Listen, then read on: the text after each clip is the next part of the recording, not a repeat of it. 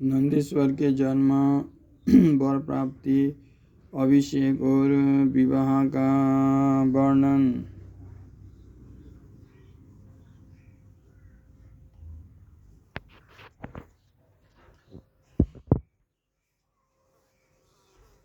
नंदी के ईश्वर कहते हैं,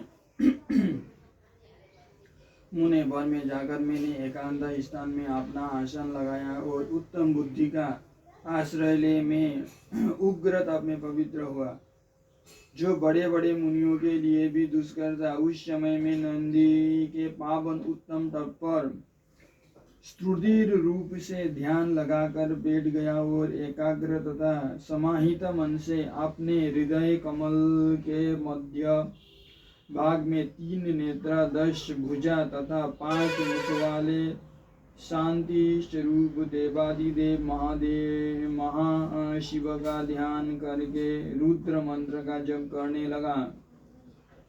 तब उस जप में मुझे तल्लीन देखकर चंद्रार्धभूषण परमेश्वर महादेव प्रसन्न हो गए और उमा सहित वहां पधार कर प्रेम पूर्वक बोले। शिवजी ने कहा, शिलानंदन, तुमने बड़ा उत्तम तप किया है। तुम्हारी इस तपस्या से संतुष्ट होकर मैं तुम्हें वर देने के लिए आया हूँ। तुम्हारे मन में जो अभिष्ट हो मांग लो। महादेव जी के यो कहने पर मैं शीर के बल उनके चरणों में लौट गया और फिर बुढ़ापा तथा शोक का विनाश करने वाले परमेश्वर की स्तुति करने लगा था। परम कष्टहारी वृषभध्वज परमेश्वर शंभु ने मुझ परम भक्ति संपन्न नंदी को, जिसके नेत्रों में आंसू छलक आए थे और जो सिर के बल चरणों में पड़ा था, आपने दोनों हाथों से पकड़कर उठा लिया और शरीर पर हाथ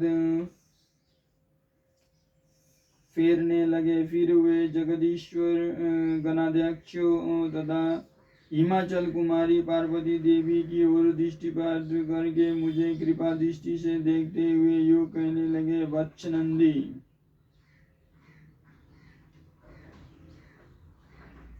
उन दोनों विप्रों को तो मैंने ही भेजा था। महाप्राज्ञ, तुमने मृत्यु का भय कहाँ? तुम तो मेरे ही समान हो, इसमें तनिक भी संशय नहीं है। तुम अमर, अजय, दुख रहित, अव्यय और अक्षय होकर सदा गणनायक बने रहोगे तथा पिता और सुहृद वर्ग सहित मेरे प्रियजन होगे। तुम में मेरी ही समान बल होगा। तुम नित्य मेरे पार्श्व भाग में स्थित रहोगे और तुम पर निरंतर मेरा प्रेम बना रहेगा। मेरी कृपा से जन्म, जरा और मृत्यु तुम पर अपना प्रभाव नहीं डाल सकेंगे। नंदीश्वर जी कहते हैं, मुने यो कहकर कृपा सागर शंभु ने कमलों की बनी हुई अपनी शिरोमाला को उतार कर तुरंत ही मेरे गले में डाल दिया। विप्रवर, उस शुभ माला के गले में पड़ते ही मैं 3 नेत्र और 10 भुजाओं से संपन्न हो गया तथा द्वितीय शंकर सा प्रतीत होने लगा। तदनंतर परमेश्वर शिवा ने मेरा हाथ पकड़कर पूछा, बताओ अब तुम्हें कौन सा उत्तम वर दूं? फिर उन विषध्वज ने अपनी जटा से स्थित हार के समान निर्मल जल को हाथ में ले, तुम नदी हो जाओ, यो कहकर उसे छोड़ दिया। तब वो जल उत्तम टंग से बहने वाली स्वच्छ जल से परिपूर्ण महान वेगशालिनी दिव्य रूपा 5 सुंदर नदियों के रूप में परिवर्तित हो गई। उनके नाम जटोदका, त्रिस्त्रोता, विषध्वनि, स्वर्णोदका और जम्बू नदी। मुने यह पंचनद शिव के पृष्ठभाग की भांति परम शुभ है। महेश्वर के निकट इनका नाम लेने से यह परम पावन हो जाता है। जटोदका त्रिस्त्रोता विषध्वनि स्वर्णोदका और जम्बू नदी। मुने यह पंचनद शिव के पृष्ठभाग की भांति परम शुभ है। महेश्वर के निकट इसका नाम लेने से यह परम पावन हो जाता है। जो मनुष्य पंचनद पर जाकर स्नान और जप करके परमेश्वर शिव का पूजन करता है वो शिव सायुज्य को प्राप्त होता है, इसमें संशय नहीं है। तत्पश्चात शंभु ने उमा से कहा, अव्यय में नंदी का अभिषेक करके इसे गणदक्ष बनाना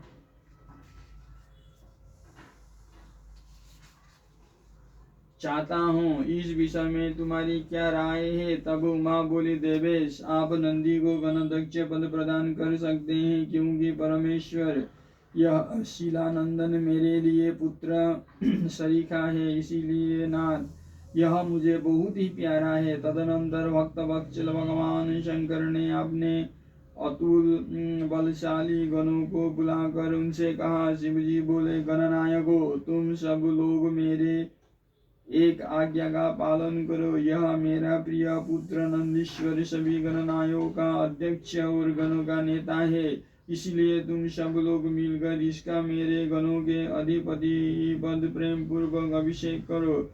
आज से यह नंदीश्वर तुम लोगों का स्वामी होगा। नंदीश्वर जी कहते हैं, मुने शंकर जी के इस कथन पर सभी गणनायों के एवं वस्तु के कर उसे स्वीकार किया और वे सामग्री जुटाने में लग गए। फिर सब देवताओं और मुनियों ने मिलकर मेरा अभिषेक किया। तदनंतर मरुतों की मनोहारिणी दिव्य कन्या सुयसा से मेरा विवाह करवा दिया। उस समय मुझे बहुत सी दिव्य वस्तुएं मिली। महामुने इस प्रकार विवाह करके मैंने अपनी उस पत्नी के साथ शंभु शिवा ब्रह्मा और श्री हरि के चरणों में प्रणाम किया। तब त्रिलोकेश्वर भक्तवत्सल भगवान शिव पत्नी सहित मुझसे परम प्रेम पूर्वक बोले। ईश्वर ने कहा, सतपुत्र यह तुम्हारी प्रिया सुयसा और तुम मेरे बात सुनो। तुम मुझे परम प्रिय हो, अतः मैं स्नेह पूर्वक तुम्हें मनोवांछित वर प्रदान करूंगा। गणेश्वर नंदीश देवी पार्वती सहित मैं तुम पर सदा संतुष्ट हूँ, इसीलिए बच्च तुम मेरा उत्तम वचन श्रवण करो। तुम मेरे अटूट प्रेमी विशिष्ट परम ऐश्वर्य संपन्न महायोगी महान धनुर्धारी अजय सब को जीतने वाले महाबली और सदा पूज्य होगे। जहाँ मैं रहूँगा वहाँ तुम्हारी स्थिति होगी और जहाँ तुम रहोगे वहाँ मैं उपस्थित रहूँगा। यही दशा तुम्हारे पिता और पितामह की भी होगी।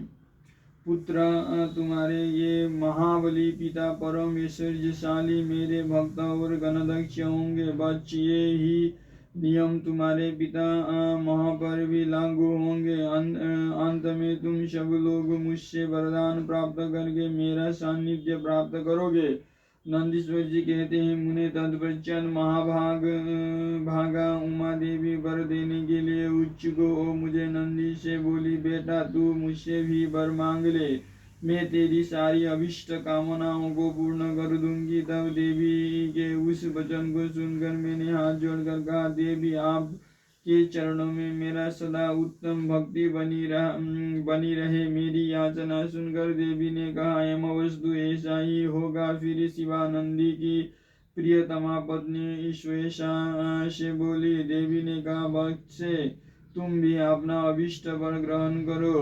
तुम्हारे 3 नेत्र होंगे, तुम जन्म बंधन से छूट जाओगी और पुत्र पुत्रों से संपन्न रहोगी तथा तुम्हारी मुझ में और अपने स्वामी में अटल भक्ति बनी रहेगी। नंदीश्वर जी कहते हैं, मुने तदनंतर शिव जी की आज्ञा से परम प्रसन्न हुए। ब्रह्मा विष्णु तथा समस्त देव गणों ने भी प्रेम पूर्वक हम दोनों को वरदान दिए। तत्पश्चात परमेश्वर शिव कुटुंब सहित मुझे अपना कर तथा उमा सहित वृष पर आरूढ़ हो संबंधियों एवं बांधवों के साथ अपने निवास स्थान को चले गए। तब वहाँ उपस्थित विष्णु आदि समस्त देवता मेरी प्रशंसा तथा शिवा की स्तुति करते हुए अपने अपने धाम को चल दिए। बच इस प्रकार मैंने तुमसे अपने अवतार का वर्णन कर दिया। महामुनि, यह मनुष्य के लिए सदा आनंददायक और शिव भक्ति का वर्धक है। जो श्रद्धालु मानव भक्ति भावित चित्त से मुझे नंदी के इस जन्म वर प्राप्ति अभिषेक और विवाह के वृत्तांत को सुनेगा अथवा दूसरों को सुनाएगा तथा पढ़ेगा या दूसरों को पढ़ाएगा, वो इस लोक में संपूर्ण सुखों को भोग कर अंत में परम गति को प्राप्त होगा।